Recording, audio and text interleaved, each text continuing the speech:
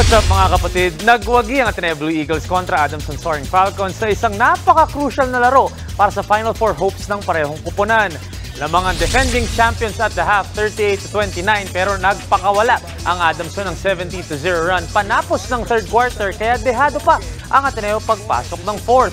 Dito na nagpakita ng poise ang Eagles at in-outscore ang Falcons 20-9 para mapanalo yung game. 62-58 ang final score.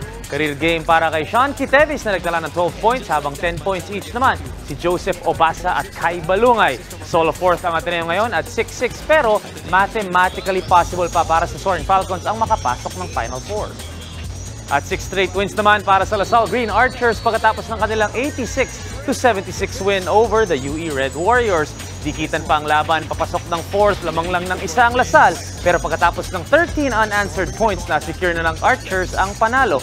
Triple-double na naman para kay Kevin Kiambao na nagtala ng monster number 17, 19, and 12. Dahil sa panalo, may pag-asa pa ang LaSalle makasungkit ng twice-to-beat advantage para sa Final Four. What's up mga kapatid? It's your sports Tito Mike Reyes at huwag magpahuli sa mga umaaksyong bakbakan at harapan sa loob at labas ng bansa. Para sa mga pandi ng sports news, mag-follow at mag-subscribe sa social media pages ng News 5. Alam nyo na ha? Peace and love.